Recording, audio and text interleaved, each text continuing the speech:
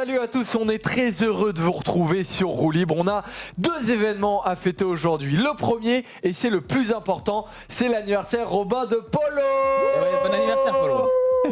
Yes. Ce qui te fait 27 ans. 27 ans. Et pour tes 27 ans, Polo, on a un cadeau qui va arriver tout de suite de la régie.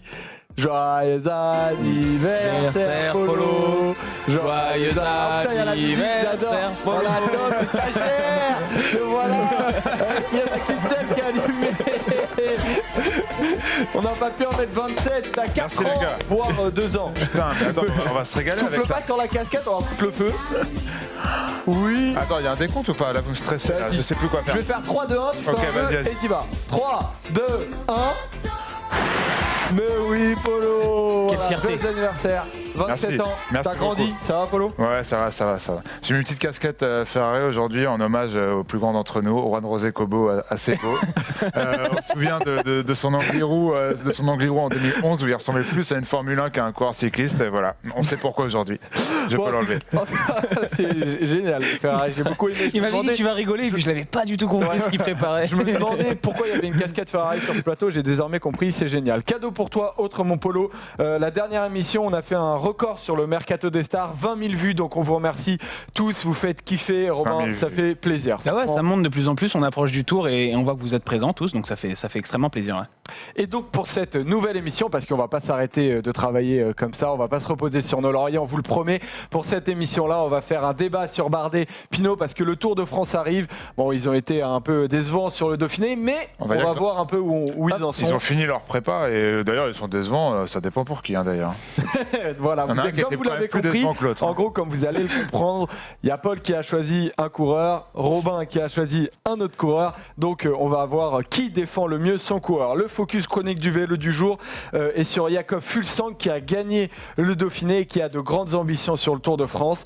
Avant d'aborder ces trois coureurs que sont Pinot, Bardet et Fuglsang, on démarre en revenant sur l'horrible chute de Christopher Froome dans les news parce qu'il y a beaucoup à dire. Donc, on part sur Christopher Froome. Les news.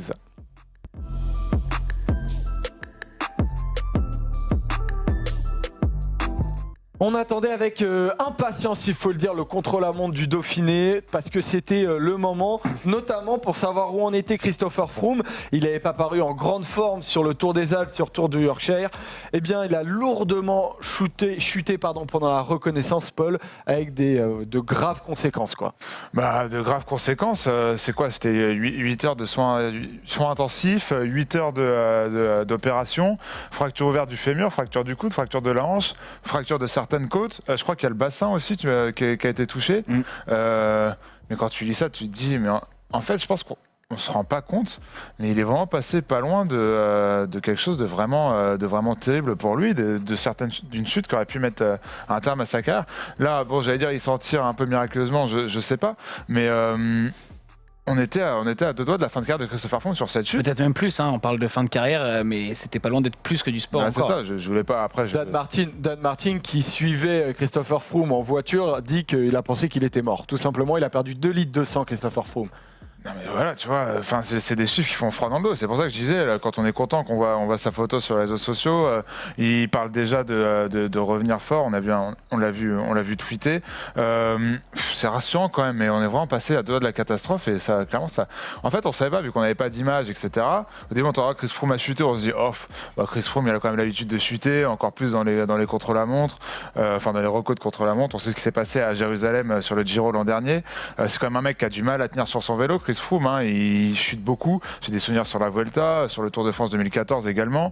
Mais j'imaginais pas la gravité de cette chute. Et pour le coup, plus les infos arrivaient, plus on s'inquiétait. Bon, heureusement, il est stable et tout va bien. Et il pourra remonter sur un vélo. C'est le principal et c'est rassurant en tout cas. Bon, en tout cas, il est... Évidemment, il a abandonné sur le Tour de France. Dave Brailsford, on a vu sa citation. Il disait voilà, il y a les chutes. Et puis il y a les chutes très graves, c'en était une très grave. Il a réagi assez rapidement d'ailleurs sur France Télé, Dave Brailsford, Robin, pour dire que voilà, c'était clair et net, il n'ira pas au Tour de France. Oui, et puis il fallait venir expliquer de toute façon, parce que comme le dit Paul, on n'avait quasiment aucune image. On ne savait pas vraiment ce qu'il en était de la chute de Froome. Il y avait des choses qui circulaient, mais pas d'informations fiables. Donc voilà, Dave Brailsford a bien fait de venir le plus vite qu'il le pouvait. Voilà, quand il savait ce qu'il en était, de venir informer tout le monde et qu'au moins on sache que ça ne servait à rien de spéculer sur Froome va-t-il prendre le départ du chrono, sera-t-il là sur le Tour de France. Voilà, on savait que c'était terminé pour lui. Moi, je suis content personnellement qu'on n'ait pas eu d'image de sa blessure, parce que c'est le genre de photo ou de vidéo qui me retourne un peu le ventre. Ouais, on se rappelle de rien que Dumoulin sur le Giro qui avait une blessure au genou qui était sacrément sale à voir. Là, voilà, je suis heureux qu'il n'y ait pas eu de fuite de photos ou quoi que ce soit. Ils ont fait en sorte, ils l'ont couvert de draps pour pas justement qu'il y ait de ce genre de problème. Et même les photos des draps, etc., on les a Voilà. vus. Et puis bon, c'est pas la même chose qu'une fracture du fémur ouverte. Voilà. Donc on n'a pas eu d'images un peu gore qui nous sont arrivées, tant mieux. Et oui, après, maintenant c'est le sport, malheureusement ou heureusement, je sais pas, mais continue. C'est ce que disait aussi Alexandre Pasteur au moment de l'interview de Dave Brailsford sur le Dauphiné. Voilà, maintenant chez Ineos, il y avait un Dauphiné à poursuivre, il y a un Tour de France à préparer malgré tout. Donc the show must go on, comme exactement. Il disait I'll be back avec une photo de Schwarzenegger sur les réseaux sociaux. C'est cool de le voir comme ça, tout de suite repartir de l'avant, quoi. Quand on sait par quoi il a traversé cette dernière semaine, c'est limite incroyable. Enfin, sans connaître plus que ça le milieu hospitalier, ce genre de blessures, etc. Bravo à lui, ce genre de comportement, ce genre d'état d'esprit, c'est vraiment magnifique. Combien de mecs auraient abandonné, auraient été fatalistes? Visiblement, lui, il ne l'est pas, et tant mieux. Après, est-ce qu'il reviendra à son meilleur niveau? À mon avis, je pense que vu son âge, vu sa forme de ces une ou deux dernières années, etc., ça risque quand même d'être compliqué. Mais en tout cas, il a le bon état d'esprit, et on verra maintenant d'ici une grosse année, quoi. Ouais, surtout que 2 litres de sang environ, voilà, c'est pas du tout anodin quand on sait, surtout à cette période de l'année, ils doivent faire 60 kilos. Ils sont affûtés, ouais. Voilà, voire moins, surtout pour Christopher Froome. Donc il gagnera pas un 5e Tour de France, mais il a gagné la Vuelta 2011 parce que Juan José Cobo, Paul, tu commençais à en parler, a été disqualifié pour dopage. Mais alors pourquoi maintenant, en fait, Paul Robin, est-ce que vous savez pourquoi aujourd'hui il a été disqualifié et pas plus tôt, Robin? La procédure a été assez longue. C'est des échantillons qui ont été retestés plusieurs mois, plusieurs années après les courses. C'est sur la période 2009-2011 qu'il y a eu des échantillons donc anormaux. Et voilà, il y a eu toute une procédure après avec l'histoire des échantillons A, des échantillons B. Voilà, ça prend forcément du temps. Il faut qu'on puisse déceler les produits qu'il avait, il faut qu'on puisse en être certain. Ensuite, il y a eu l'UCI qui a essayé pendant un moment, et c'est logique, de garder ça sous les radars pour travailler sans que la presse soit forcément au courant. Et voilà, on a la décision au moment où tout est fini, en fait, à la fin de l'histoire. Donc, mais tant mieux, finalement, vaut mieux que ça arrive aujourd'hui que jamais. Et de toute façon, à partir du moment où la course est finie, qu'on le sache la semaine d'après ou 8 ans plus tard, comme c'est le cas, de toute façon, Cobo, il est monté sur le podium de la Vuelta, il a pris le maillot rouge, il a soulevé le trophée. Donc après, le temps d'attente, que ce soit une semaine ou 8 ans, ça change pas grand-chose pour moi. Tu veux ajouter quelque chose? J'ai lu, notamment sur les réseaux sociaux, que les gens se plaignaient du fait que ça a été long, etc., qu'on aurait aimé le savoir plus tôt, sauf que comme tu l'as dit, que ça soit une semaine après ou 8 ans plus tard, ça change rien. Ça s'explique, et ça s'explique surtout par le fait que l'UCI a vraiment voulu garder ça en interne pour pas faire réagir la presse, et au contraire de ce qui s'est fait avec Christopher Froome et son contrôle anormal au salbutamol. Que l'UCI aurait bien voulu garder secret un peu plus longtemps aussi, hein, c'est jamais vraiment volontaire. Non, mais c'est clair. Et du coup, en ça, je voulais dire, c'est bien. C'est bien, et comme ça permet à ces gens de travailler dans un environnement assez sain et finalement d'obtenir plus de résultats, et sans avoir à subir des pressions extérieures. Et moi, que ça arrive maintenant, ça ne me choque pas. Comme tu l'as dit, Robin, mais il faut que ça arrive maintenant, 8 ans plus tard, 15 ans plus tard, 30 ans plus tard, que jamais, quoi. Ouais, voilà.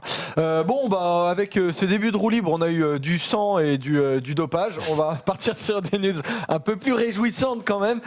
C'est les coéquipiers de Christopher Froome de la Team Ineos qui ont assumé sur le Dauphiné.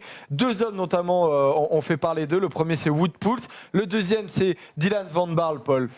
On va commencer par Wout Poels. Wout Poels qui a une forme qui est déjà dès la première étape du Dauphiné, enfin la première étape où ça a un peu charcuté, et tu sentais qu'il était très en forme, voire peut-être plus en forme que Christopher Froome. Il faisait un tempo d'enfer, notamment derrière les attaques de Thibaut Pinot. Après, c'est pour ça qu'il est chez Sky. Il est au niveau peut-être un peu moins que chaque leader à chaque fois, mais en montagne notamment, et on l'a vu quelques jours plus tard, à son meilleur niveau, il fait partie des meilleurs. Qu'on l'accepte ou non, c'est une réalité depuis maintenant 3-4 ans. Il fait partie des meilleurs grimpeurs de ce peloton, et quand il est en forme, ça se voit. Sur l'étape, je ne sais plus où est-ce que ça arrivait, l'étape en côte, là, justement la photo qu'on voit.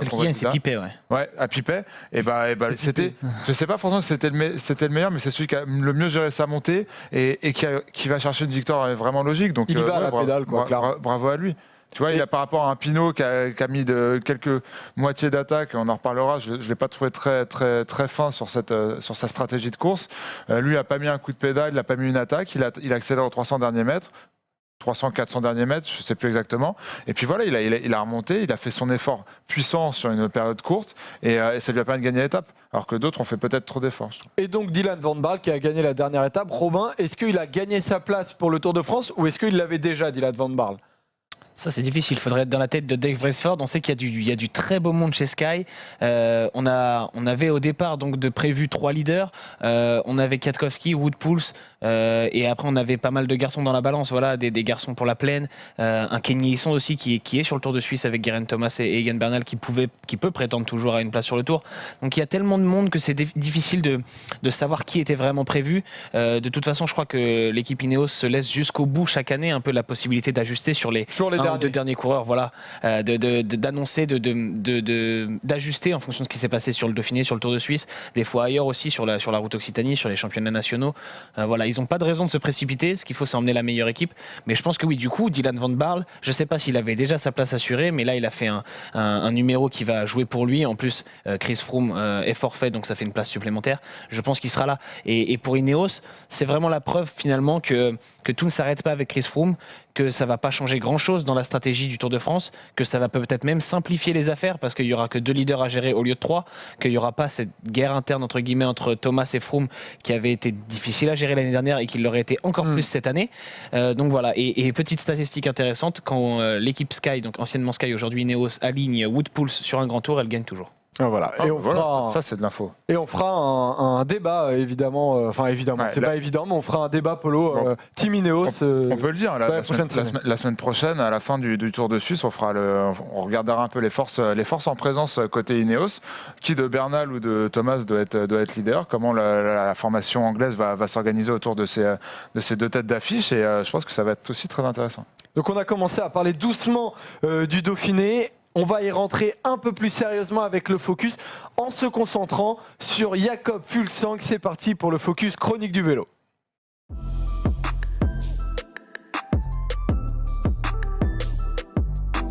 Jakob Fuglsang a gagné le Critérium du Dauphiné 2019 devant TJ Van Garderen et Emmanuel Buchmann. À noter qu'Adam Yates était 2e avant la dernière étape, mais il a abandonné car il était malade. Donc ce focus, on se concentre sur le vainqueur Jakob Fuglsang parce qu'il continue sur sa dynamique 2019 remarquable. Alors, bon, il avait déjà gagné le Dauphiné 2017, Robin, mais derrière, sur le Tour, il est abandonné en 2e semaine après une chute. Il était 5e à ce moment-là. Pourquoi croire en lui particulièrement ? Parce que c'est un Jakob Fuglsang nouvelle version. C'est comme ça qu'on a appelé cet article sur la chronique du vélo ce week-end. C'est pas le même qu'en 2017. Il a 34 ans et il fait la saison de sa vie. On vient de voir le tableau avec ses résultats de l'année. Vainqueur de Liège-Bastogne-Liège notamment. Une campagne de classique exceptionnelle avec l'Estrade Bianche, avec la Flèche et l'Amstel où il est aussi sur le podium. Mais son pire résultat de l'année, hormis un abandon sur la classique d'Almeria en début de saison, c'est une 6e place au général du Tour de Murcie, qui était sa course de reprise au mois de février. Donc voilà, Jakob Fuglsang, n'a jamais été à ce niveau. Et chez Astana, il a une confiance énorme de la part de son manager Alexandre Vinokourov, qui l'a envoyé sur le Tour de France encore, qui a mis Miguel André Lopez sur le Giro et qui ira sur la Volta.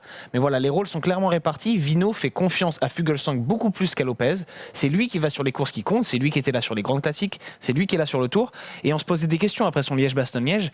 Il avait fait un printemps exceptionnel qui était plutôt inattendu. Est-ce qu'il allait être aussi fort au moment de l'été ? Là, il est là, on a la réponse avec ce Dauphiné, il est là, il est serein, on le considère, on l'attend, il est considéré comme un des favoris et il vient gagner ce Dauphiné. voilà, il a pas tremblé.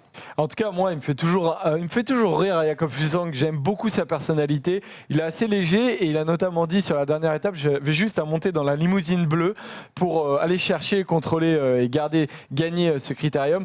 Qu'est-ce qu'on peut retenir d'Astana ? Est-ce que c'était trop facile, enfin pas trop facile, mais est-ce qu'il n'y avait pas assez de dénivelé pour réellement tirer des conclusions sur cette équipe-là ? C'est certain, ça va être, c'est ce qui ressort aussi de ce Dauphiné, c'est qu'il n'y avait pas de grands enseignements à en tirer, parce qu'on n'a pas eu de grandes bagarres non plus entre leaders, entre favoris. On avait un week-end qui était moins montagneux que certaines années, qui n'a pas permis une énorme bagarre, et il y a finalement peut-être encore plus d'interrogations après ce Dauphiné qu'il y en avait avant. Malgré tout, il y a une chose qui est certaine, c'est qu'Astana a encore fait le job, et qu'aujourd'hui, derrière Ineos, c'est sûrement le plus gros collectif du peloton. Jakob Fuglsang le sait, il en a parlé, il a dit voilà, Ineos reste un très gros collectif, même sans Froome, mais avec Astana, on s'en rapproche. Il le sait. Il sait qu'il aura besoin d'une équipe pour gagner le Tour de France parce que c'est la course sans doute où il y a le plus besoin d'avoir un gros collectif autour de soi. Et désormais, je pense qu'il est un des grands favoris de ce Tour de France. Peut-être pas autant que les Ineos, c'est certain. Mais derrière, on a un Tom Dumoulin qui avait prévu de faire le Giro au départ, qui vient en plus de se faire opérer du genou. On a des Français, Bardet, Pinot, qui sont pas forcément, qui répondent, qui cochent plus ou moins les cases, mais c'est pas non plus transcendant. On a un Richie Porte qui est pas vraiment au niveau, un Adam Yates sur lequel on a encore beaucoup d'interrogations. Donc tu mets Jakob Fuglsang parmi les favoris. Paul, toi, est-ce que tu es d'accord avec ça ? Est-ce que tu es d'accord avec ses ambitions ? Parce qu'il a de hautes ambitions en tout cas. Ouais, complètement. Alors moi, je suis d'accord pour mettre Fuglsang derrière le duo Sky. Je pense que c'est lui qui sera, avec son équipe en plus, comme tu l'as très bien dit, qui sera le mieux armé pour aller les emmerder. Après, il y a quand même une interrogation qui me hante, qui hante mes nuits en ce moment, parce que j'aimerais bien que Fuglsang batte la Sky, mais je suis aussi... Ineos, Polo. Ineos, ouais, pardon. Et il y a un truc qui m'ennuie, c'est que il a beaucoup couru cette saison, il a beaucoup couru à très haute intensité. On peut revoir d'ailleurs son calendrier 2019 sur lequel il a énormément couru. Il a énormément gagné aussi, mais il a énormément couru. Il a fait une grosse coupure, hein. 1 mois et demi entre Liège et le Dauphiné. Ouais, mais le problème, c'est qu'on a vu notamment un Primoz Roglic, tu vois, quand tu gagnes le Tour d'Andalousie, sur le Tirreno, tu joues les premiers rôles, sur l'Amstel, tu joues les premiers rôles, sur la Flèche, évidemment, Liège-Bastogne-Liège, tu la gagnes, qui est quand même, je pense, la plus dure des classiques à remporter, et le Dauphiné, tu le gagnes, à la limite, ça... sans trop forcer, j'ai envie de te dire, parce qu'il n'a pas non plus été mis dans les cordes. Moi, j'ai quand même cette jurisprudence Primoz Roglic, même si tu as parlé de sa coupure, qui est quand même un élément très important. Il y a cette jurisprudence Primoz Roglic sur le Giro, qu'on voyait tous gagner au départ du Giro, et qui a manqué de fraîcheur dès la deuxième semaine. Parce que, notamment, il avait beaucoup couru avant, notamment des grosses pertes sur le Tour de Romandie et sur le Tirreno. Là, Fuglsang a fait quand même ces mêmes courses. Bon, comme tu l'as dit, lui, il n'est pas allé sur le Giro, il a fait une pause. Différence, hein. Mais est-ce que en troisième semaine, il aura cette fraîcheur suffisante pour contrer des mecs comme Geraint Thomas ou Egan Bernal qui montent en puissance et qui ont fait... justement de pas Egan Bernal, mais surtout Geraint Thomas, je pense, qui ont fait du Tour de France cet objectif principal. Faudra voir. Moi, c'est ce petit bémol qui m'inquiète un peu, mais j'espère, et en tout cas, je pense que là, c'est son année. On sait qu'en 2017, il n'a pas eu de chance. En 2018, il a pris un énorme tir à la Rosière, où même lui, il n'a pas compris ce qui s'était passé. Il passe de la 4e place au général à la 12e, je crois. Il prend 4 minutes à la Rosière. Moi, je pense que si les planètes sont alignées, il peut faire un vainqueur du Tour de France potentiel. Ouais, parce que Paul, tu parlais de ses anciennes participations. En tout, il a participé à 8 Tours de France.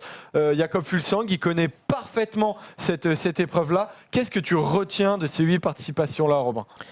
Je pense qu'on retient un peu tous ces années d'équipier auprès des frères Schleck, Franck et Andy, et qu'on retient son expérience aussi, parce que tu le dis, Paul, il a 34 ans. Alors, il peut y avoir parfois des doutes sur une préparation, bien sûr, mais quand c'est Chris Froome ou Bradley Wiggins qui gagnent le Dauphiné avant le Tour de France, personne ne s'inquiète. Ouais, mais il court pas avant du tout.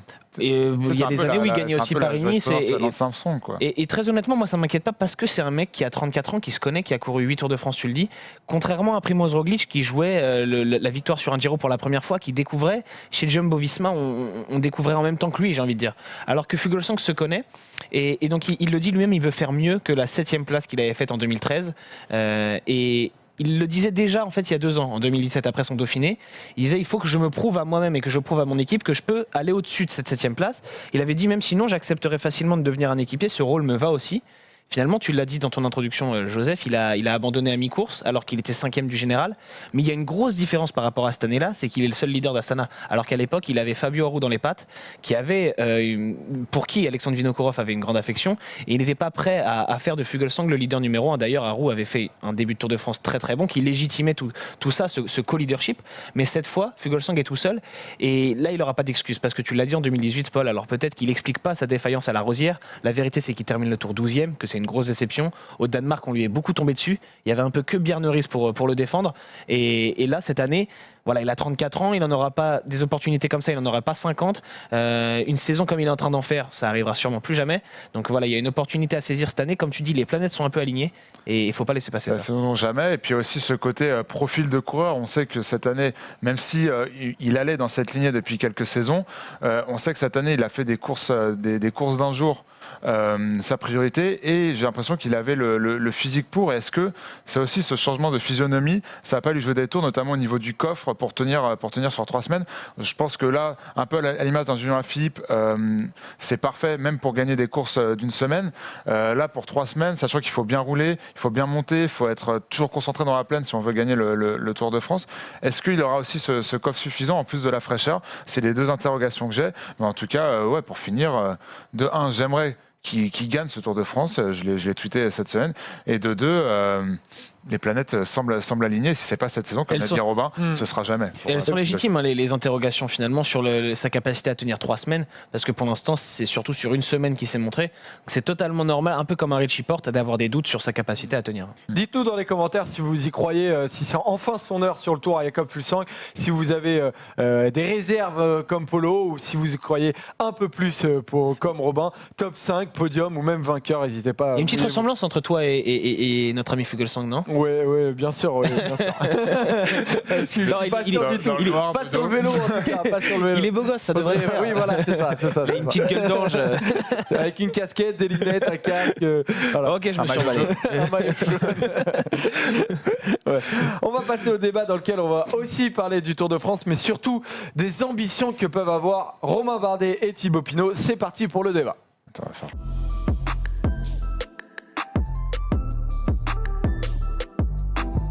Quand on regarde le classement du Dauphiné 2019, il faut aller chercher quand même à la 5e place pour trouver Thibaut Pinot. Pas très loin, hein. À la 10e place pour trouver Romain Bardet. Je n'ai pas dit que c'était loin, c'est un fait, Polo. C'est le classement que je donne à nos chers rouleurs. Alors la question qu'on se pose aujourd'hui, c'est Bardet, Pinot, qui va faire le meilleur Tour de France? Polo a choisi un camp, Robin a choisi un camp. Polo, quel camp as-tu choisi? Hop, je mets la casquette. Voilà. Mon camp est ici, Thibaut Pinot, pour plein de raisons que je vais aborder dès maintenant.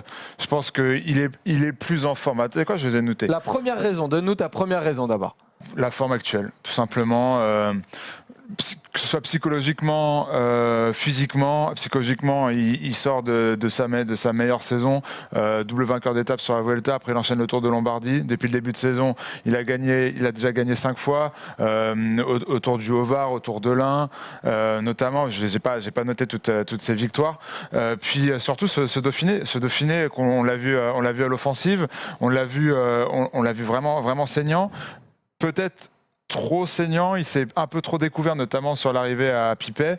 Ça lui a joué des tours, notamment en termes de stratégie. Mais je pense quand même que malgré la victoire de Wout Poels et la prise de pouvoir de Fuglsang, je pense qu'aujourd'hui, ce jour-là, le plus fort, c'était Pinot, comme sur la première étape de ce Dauphiné. Alors, mon point principal, pour te dire que Pinot fera un meilleur Tour de France, c'est que sur ce Dauphiné, il avait l'air le plus en forme. Et c'est un peu à l'image de ce début de saison aussi pour le Franc-Comtois. Donc, Pinot pour Polo. Tiens, regarde là, Bardet en sortant pour, Bardet pour Robin, effectivement. Polo, comme tu le dis, cette citation où Pinot dit qu'il est rassuré.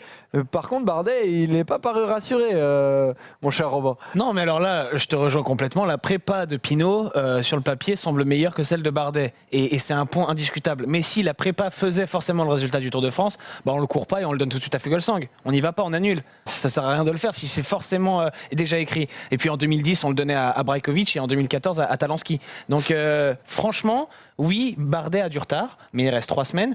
On est sur des coureurs, quand ils parlent d'un retard de forme ou être un peu trop en avance, ça se joue sur des petits pourcentages, je veux dire, c'est au détail. Et il lui reste 3 semaines, il va partir en stage dans les Alpes, Romain Bardet, et il va pouvoir ajuster cette forme.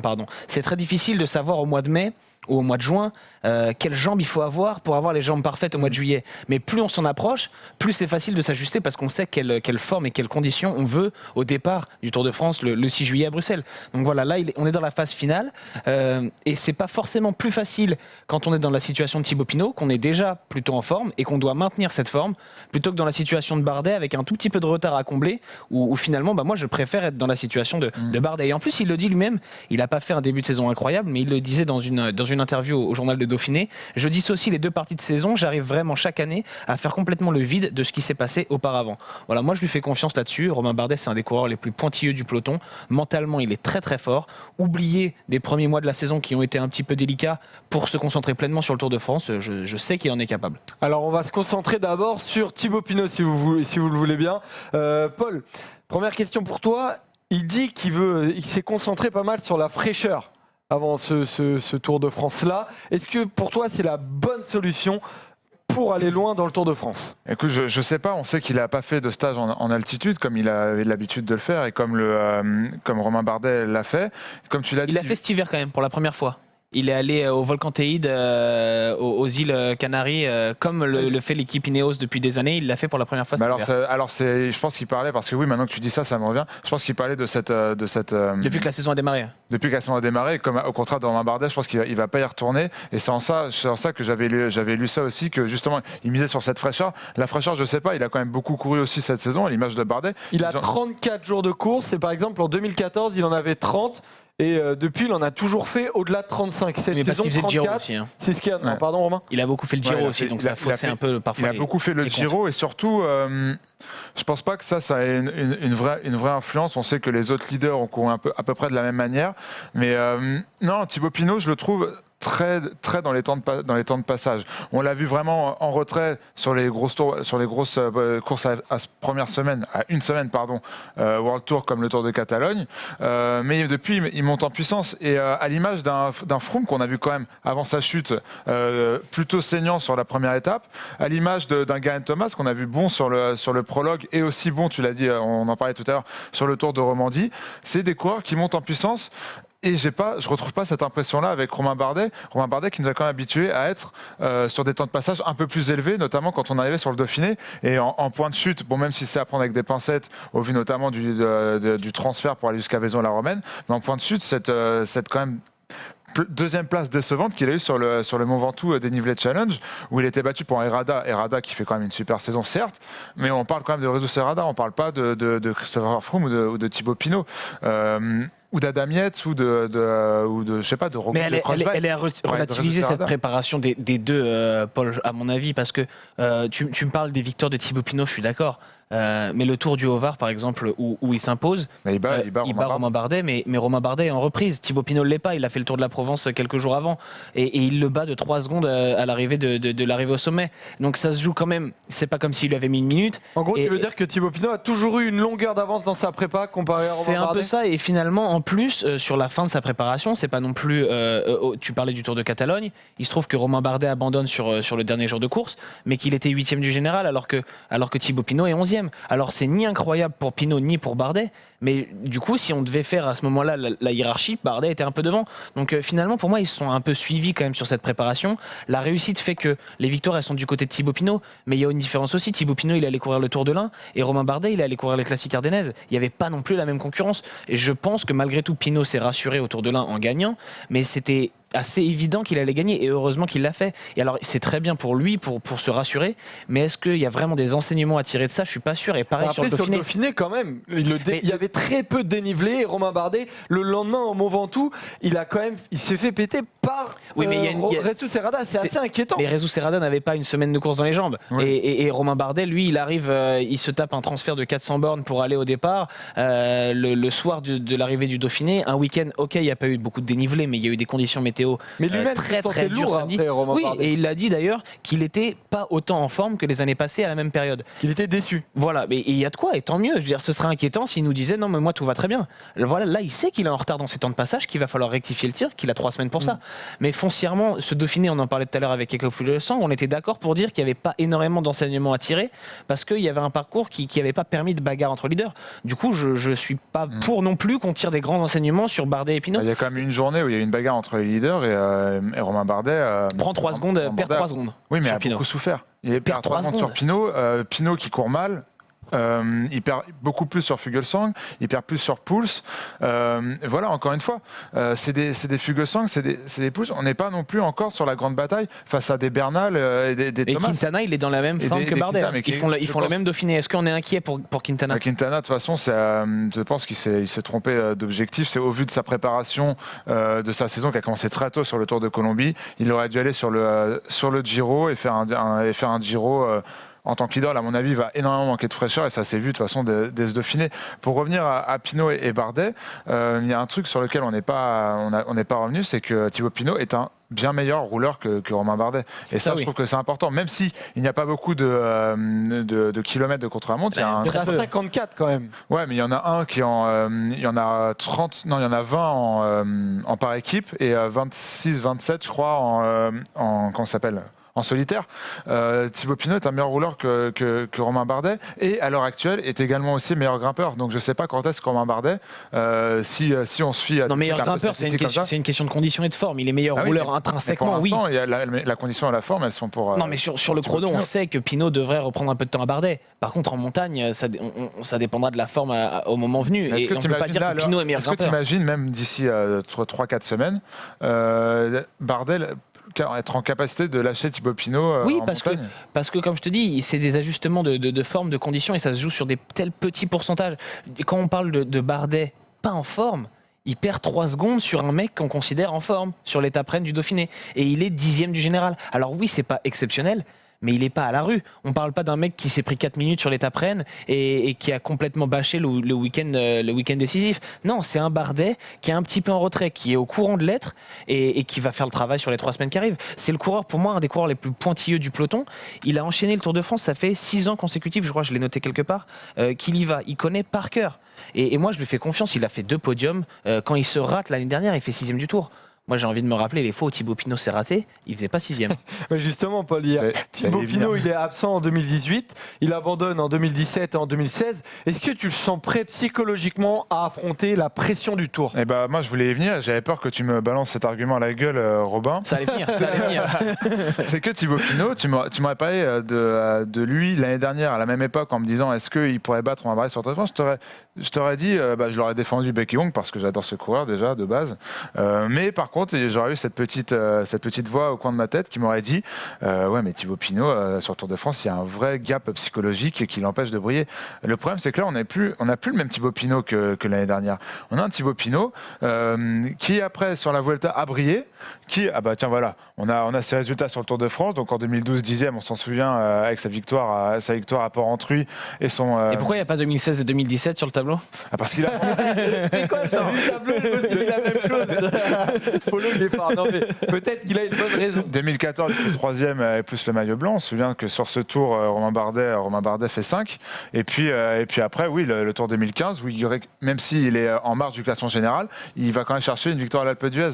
Alors après, évidemment, pragmatiquement, Romain Bardet est un ordinateur, Romain Bardet sait calculer et lui il préférera toujours faire une 7e place plutôt que de prendre un peu de l'Est au général et d'aller tenter de chercher. Non mais alors est-ce que Pinot quand il va chercher son étape à l'Alpe d'Huez, il a fait exprès d'être lâché au général pour aller la chercher? Je suis pas sûr. C'est pas ce que je voulais dire. Ce que je voulais dire, c'est que l'année dernière, je t'aurais dit oui, Thibaut Pinot a un problème psychologique avec le Tour de France, mais cette année, il sort quand même l'année dernière d'un Giro 2018 où s'il n'est pas malade, et il a un traumatisme psychologique qui reste malgré tout. Oui, mais quand tu es malade, c'est pas psychologique, c'est une faiblesse certes, mais c'est une faiblesse physique. Mais après, t'enchaînes, tu vas chercher 2 victoires d'étape sur la Vuelta, dont sur l'étape Rennes. Tu fais un super championnat du monde et après tu vas chercher une victoire sur le Tour de Lombardie. Depuis le début de l'année, tu accumules des bons résultats, que ce soit sur des plus ou moins grandes courses. Psychologiquement, on n'a pas affaire au même Thibaut Pinot qu'il y a ne serait-ce qu'un an à la même époque. La différence, c'est la France. Je suis d'accord avec toi. C'est une saison énorme qu'il a faite et il a eu des déclics sûrement. Et quand il gagne le Tour de Lombardie, c'est énorme. Mais le Tour de France, le problème pour Pinot, c'est que c'est en France. Il y a les médias, il y a le public et que c'est une course où il n'a jamais réussi à répondre aux attentes quand il y était attendu. Quand il y a été bon, et c'est arrivé en 2012, quand il gagne une étape, quand il se révèle, en 2014 quand il fait son podium, on ne l'attend pas à ce niveau. Et 2015, pour moi, c'est un tour malgré tout raté, parce qu'il vient pour le général. Et alors, il sauve son Tour de France avec cette victoire à l'Alpe d'Huez. 2016-2017, c'est raté dans les grandes largeurs, et 2018, il vient pas. Et il y a malgré tout un problème avec le Tour de France qui n'est pas réglé. On pourra dire peut-être dans un mois et demi que le problème est réglé s'il réussit son Tour de France. Mais pour l'instant, moi, je ne m'avancerai pas à dire que c'est réglé. Après, Romain Bardet, lui, de son côté aussi, est descendu dans cette hiérarchie parce qu'il fait 6e en 2018, il fait 3e en 2017 et il fait 2e en 2016. Alors, Romain, comment défendre Romain Bardet? Comment expliquer qu'il est descendu dans la hiérarchie mondiale? Le plus beau Tour de France qu'il fait, c'est sûrement celui de 2017 où il fait 3e. C'est moins bien que l'année d'avant, oui, parce que c'est une place de moins. Mais malgré tout, c'est le Tour de France où il est le plus proche de Chris Froome en termes de temps et où il a le plus d'ambition, de chance, d'opportunité d'aller chercher ce maillot jaune que finalement il n'aura pas. Mais c'est l'année où c'était le plus serré finalement. Et il y a Rigoberto Urán qui s'est immiscé, mais c'est pour moi encore plus fort cette 3e place que la 2e place de l'année précédente. Après, l'année dernière, c'est un Tour de France raté. On est tous d'accord pour le dire. Malgré tout, je pense que Romain Bardet se connaît tellement bien et sait tellement comment il doit être sur le Tour de France qu'il sait comment rectifier le tir, comment arriver. Et il le saura d'ailleurs au départ à Bruxelles, il saura s'il va faire un grand Tour de France ou pas. Je ne pense pas que Romain Bardet ait besoin d'attendre 10 jours avant de savoir. Mais il le dit d'ailleurs, cette 6e place, ça l'a fait un peu redescendre dans l'esprit un peu de tout le monde. Et il le dit, je vais être le chasseur et ça me plaît. Voilà, il est dans une position préférentielle. Non, il dit tous les ans qu'il veut bousculer la Sky, qu'il veut attaquer, etc. Oui, mais l'année dernière, il arrive sur le Tour de France avec un statut quand même à part, où on attend de lui qu'il fasse chuter les Sky. Et c'est pas tout à fait la même chose que d'arriver comme cette année, après un Tour de France mitigé, où on va déjà beaucoup moins l'attendre malgré tout. Quand on parle d'ailleurs des favoris, on parle des Ineos, et après on parle de Fuglsang et de Dumoulin. Bardet, comme Pinot, arrive un peu derrière et je pense que c'est bien pour lui d'être. Il va de toute façon avoir une. Il est bien. Ah oui, c'est parce qu'il s'est raté l'année dernière et qu'il fait une préparation pas incroyable. Voilà, c'est ça. Mais ça va le servir. Les deux gros points noirs de Bardet. Même si, moi, pendant que tu parlais, je me posais une question. On se pose la question de savoir qui va faire le meilleur Tour de France. Est-ce que si Thibaut Pinot fait un top 10 au général, mais plus du côté de la 10e place, et qu'il récupère une victoire d'étape comme lui, il en a envie parce que c'est un coureur qui marche à ça, beaucoup plus qu'un Romain Bardet qui est plus pragmatique en termes de résultats, plutôt qu'un Bardet qui fait une 5e, une 4e, une 5e place, qui aura fait le meilleur Tour de France? Moi, je te rappellerai déjà que Bardet gagne à Péragude en 2017 et l'année d'avant aussi. Bien sûr, il gagne un Serge Hervé, il gagne aussi... il gagne des étapes malgré tout. Oui, mais là, je parle vraiment pour ce Tour de France 2019. Mais moi, je les attends sur le général, je les attends pas pour gagner une étape. Un Tour de France à la Warren Barguil, c'est génial, mais c'est pas le même Tour de France, c'est pas les mêmes ambitions. Prendre des échappées, un maillot à poids, c'est top. Mais c'est pas là-dessus que je les attends. Moi, je les attends sur le général. Je veux voir s'il y en a un qui arrive à aller sur le podium. Il y a un coureur, on le sent bien, Romain Bardet, qui a couru cette saison avec ces objectifs-là. Simplement les généraux, rouler. Et de l'autre côté, on a un Thibaut Pinot qui est pas du tout dans cet esprit-là, Paul, qui est plus dans l'esprit de vouloir gagner encore et encore. Et d'ailleurs, il a dit, moi, mon Dauphiné, il est pas complet parce que j'ai pas gagné, quoi. Non, mais clairement, c'est vraiment deux mentalités très différentes et c'est pour ça qu'ils sont très clivants. Enfin, très clivants, non pas du tout. C'est pas des gens clivants, mais c'est cette rivalité. Ils ne se ressemblent pas du tout. Entre guillemets, rivalité, cette opposition qui est clivante. Opposition de style. Opposition de style, exactement ce que je voulais dire. Le truc, c'est que Thibaut Pinot. Quand il joue la gagne, et finalement, il arrive à gagner des classements généraux sur le Tour de l'Ain, sur le Tour de l'Ain. C'est pas les meilleurs classements, on est d'accord, etc. Mais au moins, il engrange de la confiance. Et je pense que la confiance, pour lui, c'est le cœur du problème et c'est là qu'il doit aller chercher cette confiance justement pour passer un cap psychologiquement. Et j'ai l'impression, comme j'ai dit tout à l'heure, que depuis cette fin de saison 2018, psychologiquement, avec toutes ces victoires de renom, ça va mieux et que j'ai l'impression que dans sa manière d'appréhender les courses, dans ses déclarations, etc. J'ai l'impression qu'il a passé un cap. Après, moi, il y a toujours ce petit bémol, et là, je vais mettre un peu d'eau à ton moulin, Robin, c'est qu'il est encore fragile. Non, mais physiquement, on l'a vu sur le Dauphiné, il est encore tombé malade au milieu de ce Dauphiné, il était vraiment à la planche.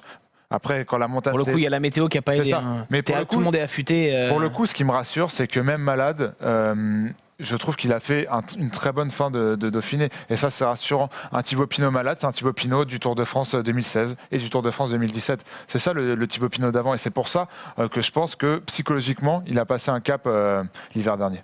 Dernière question que je vais vous poser sur ce débat-là, c'est l'un par rapport à l'autre. On s'est posé la question, mais maintenant, les deux par rapport aux autres.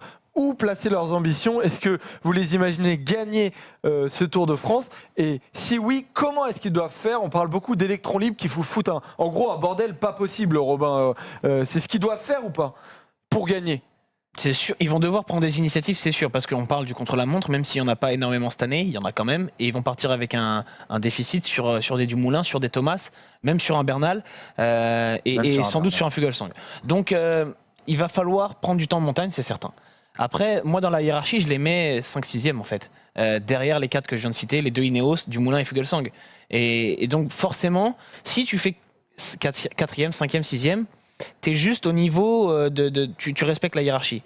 Pour aller chercher un podium, voire une victoire, c'est sûr, c'est qu'il faudra se dépasser, il faudra créer la surprise. Peut-être qu'il y ait des défaillances ailleurs, voilà, des abandons, des défaillances, que chez Ineos, peut-être la cohabitation se passe mal. Évidemment, il peut y avoir des chutes, on l'a vu avec Dumoulin sur le Giro. Donc tout reste possible.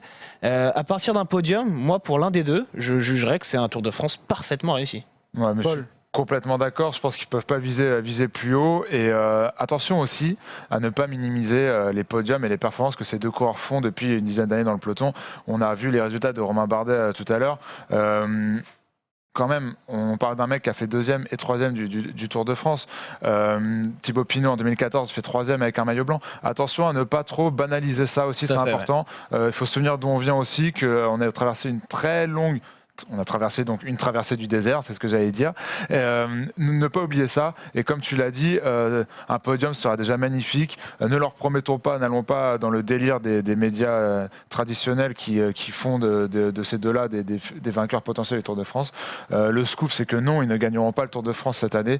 Mais s'ils font un podium, ce sera déjà magnifique. La 6e place, je crois, de Romain Bardet l'année dernière nous a rappelé à quel point c'était incroyable d'avoir un Français sur le podium. Oui, à quel point c'était en plus très très compliqué malgré une préparation parfaite et beaucoup d'expérience. Dessus, hein, même moi, et puis mais au final, avec le recul, il faut se dire que Romain Bardet, faire 2e et 3e sur 2 années de suite avec le face opposée à la Sky, c'est quelque chose d'impressionnant. C'est la plus grande course du monde et Romain Bardet arrive à performer tous les ans un petit peu plus. Bon, on verra ce qu'il va faire cette année et Thibaut Pinot revient avec beaucoup d'ambition. On verra aussi ce qu'il fera. En tout cas, voilà, c'est terminé pour ce débat. N'hésitez pas à nous dire dans les commentaires si vous croyez oui ou non en Thibaut Pinot et en Romain Bardet. Robin et Polo vous ont donné pas mal de tips pour essayer de réfléchir. Voilà, vous avez tout dit, mais on va voir si vous les avez convaincus d'un côté ou de l'autre. En tout cas, on passe aux bonifications. Vous avez pas mal de trucs à dire. C'est parti.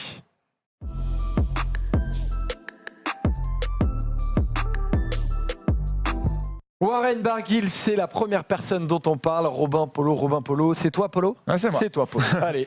Ouais, Warren Barguil, j'ai quand même beaucoup l'habitude de lui tomber dessus depuis le début de saison. Là, il faut dire que voilà, quand il y a du mieux, il y a du mieux. Et il faut le dire, quand il y a du mieux, notamment sur la dernière étape du Dauphiné, il est encore un peu juste, évidemment, mais on l'a vu rejouer, et je cite ces mots. Je me suis bagarré, je me suis mis à l'appel tout le début de l'étape pour aller chercher. Voilà, ce soir, je suis content, surtout après toutes les galères que j'ai connues en début de saison. Sur le Dauphiné, je suis passé à côté de mon chrono, mais j'ai su rebondir, ne rien lâcher. Et j'ai fini très bien la semaine. C'est toujours un plaisir de courir devant avec de bonnes sensations. Alors attention, ne pas non plus s'enflammer, mon cher Warren, mais il y a quand même du mieux. Et c'est hyper encourageant pour le Tour de France. Bien sûr, on sera loin de ce qu'il a fait en 2017, mais là, j'ai l'impression qu'on a Warren Barguil qui peut espérer jouer la gagne dans une course World Tour, et ça, déjà, je trouve ça miraculeux, même si là, il est quand même encore un peu loin. Il finit quand même, je crois qu'il finit quoi, 12e. 4e de cette étape. Il finit 12e du Dauphiné, pardon. 12e du Dauphiné, 4e de cette dernière étape. À Champéry. Ouais. Il y a du mieux, et voilà, comme je l'ai dit, je vais finir là-dessus. Là, je pense que lui, dans sa tête, parce qu'il marche beaucoup aussi à la tête, et dans ce qu'on a vu, on a un nouveau Warren Barguil capable de gagner une course d'un jour, une étape de World Tour. Donc Warren Barguil, pardon, pour toi, Polo. Toi, Robin, est-ce que c'est le Mont Ventoux ou Challenge ou est-ce que c'est Resu Serrada dont tu veux parler? C'est le Mont Ventoux dénivelé. C'est le Challenge. Mont C'est la Ventoux course. dénivelé. Ouais, ouais. C'est la course en elle-même. C'est la course, ouais, parce que c'est très rare d'avoir des classiques pour grimpeurs comme ça. Encore plus une classique de grimpeurs qui arrive au sommet d'un grand col. Voilà, et ça m'a fait plaisir de voir cette classique. Alors est-ce que tu peux juste rappeler quand est-ce qu'elle a été placée? C'est ça, donc c'était lundi, donc hier, juste au lendemain de la dernière étape du Dauphiné, diffusé en plus sur la chaîne L'Équipe en clair, on avait cette chance, donc ça a permis pour une première organisation d'être visible facilement et voilà. Une montée du Ventoux, c'est toujours quelque chose de particulier, même si on n'a pas tous les favoris du Tour de France. On avait Romain Bardet, qui a été battu donc par Resu Serrada, mais ça n'empêche qu'on a eu une très belle montée et que je pense que cette épreuve est vouée à durer parce qu'elle va attirer des coureurs. Peut-être que ça nécessitera quelques ajustements au niveau du calendrier parce que être le lendemain de l'arrivée du Dauphiné, c'est pas évident pour ceux qui enchaînent. S'il y a un gros parcours, en tout cas, il y aura personne, quoi. Voilà, et puis en plus, il y a une l'organisateur disait c'est le Dauphiné est arrivé un peu loin, il y avait 400 bornes de liaison, mais le Dauphiné va pas se caler pour arriver pas loin du Mont Ventoux parce que ça arrangera certains mecs le lendemain. Donc je pense que si on la met le mardi ou peut-être le mercredi, voilà, ça laissera 1-2 jours aux mecs pour se reposer, faire le transfert, voilà, tranquillement. Mais en tout cas, c'est une course qui a de l'avenir et j'espère qu'elle trouvera sa place dans le calendrier et qu'elle saura attirer des bons grimpeurs chaque année. Juste un mot rapide, hein, excuse-moi Joseph. Non, t'inquiète. Pas de problème. Moi, je pense qu'elle peut trouver sa place dans ce calendrier, notamment à cette période-là. Tu l'as dit, peut-être la décaler de 2 ou 3 jours parce que tu fais du dénivelé et tu fais du kilomètre de haut niveau sur des routes qui seront peut-être empruntées par le Tour de France. Je pense qu'en 2020, on repassera par le Ventoux notamment. Tu sais que reconnaître le Ventoux, de toute façon, ça peut te servir à un moment. Et puis clairement, et je pense que Romain Bardet, mine de rien, même si ça n'a pas payé hier et que il a été un peu, notamment face à un Herrada qui lui était arrivé frais, donc forcément la différence est importante. Et Herrada en pleine confiance en ce moment en plus. Mais je pense que ça peut payer pour Romain Bardet sur le Tour de France parce qu'il accumule du kilomètre, il accumule du dénivelé, il fait des efforts et ça, je trouve que c'est une bonne chose. Donc voilà pour ces derniers mots très positifs de Polo. C'est l'heure de passer au quiz parce que c'est finalement c'est Bardet ton favori pour le Tour de France. C'est toi qui avait gagné la semaine dernière, oui. Qui avait gagné la ceinture de boxeur qui est là-bas, je la vois. Qui va la gagner? Le boxeur, non mais Joseph, qui va la gagner ça. Cette fois, c'est du catch. Bon bah voilà, oui, c'est tu connais rien, WWE. je dois l'avouer. Et on va voir qui va la remporter. En tout cas, c'est parti pour le Mais quiz. quelle enfance t'as eu, Joseph?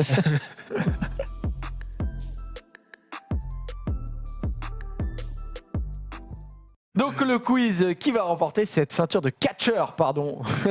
Excusez-moi les gars. On commence avec 2 qui est. On peut y aller pour le premier qui est. Le visage est caché comme d'habitude. Vous connaissez les règles. Vous dites un seul. Isaguirre. Ouais. Le prénom. Yon. Non. Ah, c'est Gorka. Oui. Gorka, voilà. On va vraiment me l'enlever? Eh ouais, bah, bien sûr. Voilà. Non, tu sais quoi, moi, Non, c'est moi qui décide. Ce ne sont pas les mêmes c'est personnes. sur le Tour de la Provence. Ce ne sont pas les Ce ne sont pas les bonnes personnes. Excuse-moi. Surtout, vu comment il parle des Isaguirre début de saison, c'est pas sûr qu'il Il ne mérite le mérite point. pas un point de la part des Isaguirre. Désolé Robin, celui-là il est pour Polo. En plus, c'est son anniversaire. 1-0 pour Polo, deuxième. Tom Skynes. Et il est pour Robin. Putain, Skynes. Tom Skynes. Ah, Je là, savais Tour de Californie. que Polo allait la voir, mais que la prononciation allait être. Non, mais je l'avais. Je te putain. comprends. C'était serré, je dois Tiens, dire. ça s'écrit comment Skynes? SKUIJNS. Je crois que c'est ça. Bravo. Rien à dire. J'ai bossé. Un partout pour ceux qui est. Ah là, je l'avais. Le deuxième jeu, après ce qui est, c'est une énumération. Eh. Alors, il va falloir me citer les maillots blancs du Tour de France que vous avez en tête. Excellent. Créé en 75. Bon, alors là, bravo. Alors, du coup, Francesco Moser, le premier. Alors, du coup, excuse-moi, je vais aller rechercher la liste que j'ai perdue. Faut même te les garder, ceux-là. Voilà, j'ai Non, je vais dire momentanément perdu. Donc, Francesco Moser, c'est bon en 75. Polo. Quintana. Quintana en 2013 et en 2015, c'est bon. Andy Schleck. Andy Schleck, 3 fois de 2008 à 2010, c'est bon. Thibaut Pinot. Thibaut Pinot en 2014, c'est bon. Yann Ulrich. Yann Ulrich, 3 fois 96, 97, 98, c'est bon. Simon Yates. Simon Yates, 2017, c'est bon. Adam Yates. Adam Yates, 2016, c'est bon. Et là, putain, j'ai peur de dire des dingueries maintenant.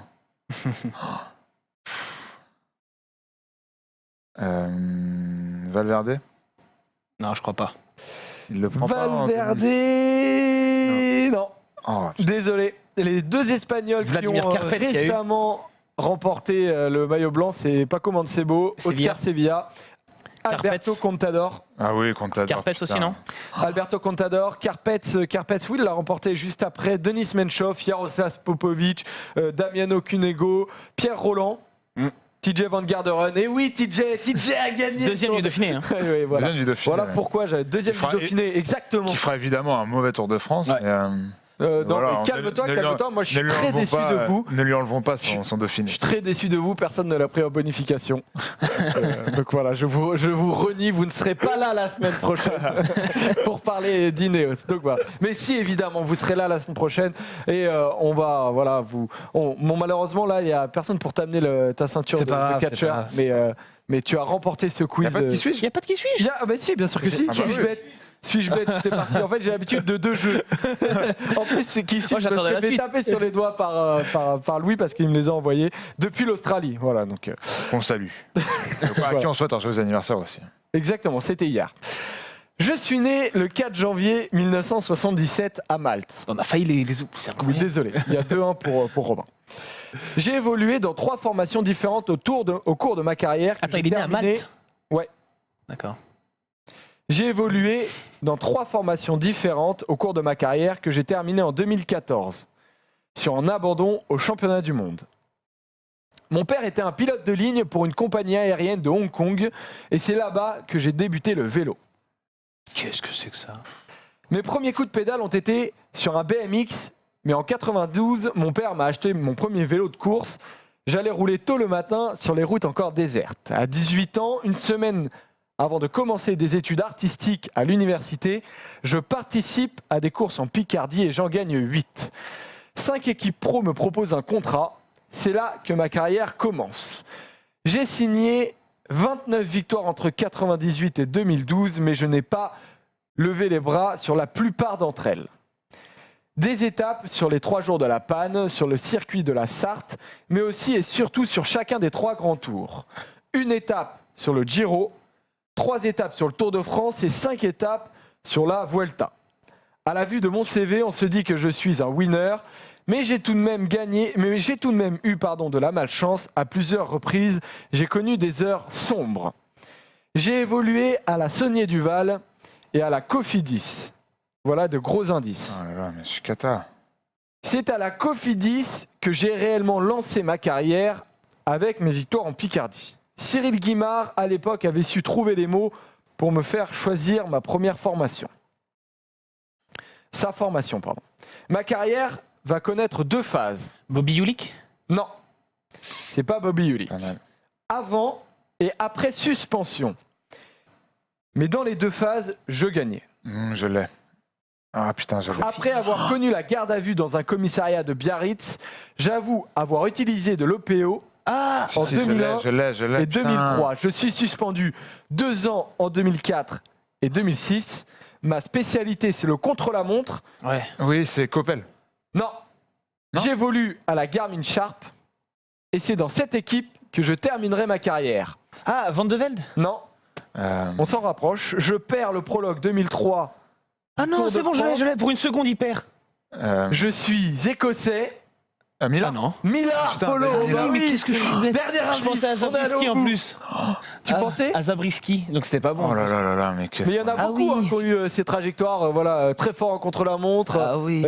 Millard, passés par les Cofidis. équipes C'est dur à françaises. trouver les aucun rouleurs. souvenir, là, Quand celui tu du m'as dit Val. qu'il n'avait pas levé les bras sur ses victoires, j'ai compris que c'était un rouleur et je cherchais. Et Ah, Saunier moi, Duval, moi, ça m'a je mis pensais dedans. que c'était un coéquipier d'un leader de grand tour. Ouais. quoi. Bon, on l'a vu, David Millard avec David Lance Armstrong, Millard. les deux se détestent allègrement. On va voir si vous vous départagez qui va gagner ce quiz avec le dernier Qui suis-je.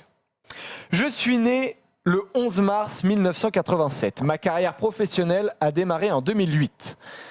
Coureur référencé sur les courses à étapes, je n'ai pourtant jamais gagné d'étape de grand tour. Parmi mes 11 victoires professionnelles, je n'ai jamais gagné tout seul. J'ai cependant gagné un contre-la-montre par équipe sur la Vuelta. À mon actif, plusieurs victoires dans mon pays. Une 11e place au général de la Vuelta, une 13e place au Giro, 2 fois, et une 16e place sur le Tour de France. Bon, Jonathan vous comprenez, Castroviero. ce n'est pas Jonathan Castroviero. Peter Velitz. Non plus. J'ai porté le maillot de champion national dans les 2 disciplines. J'avais d'ailleurs celui de contre-la-montre sur le dos cette saison pour la 3e fois de ma carrière.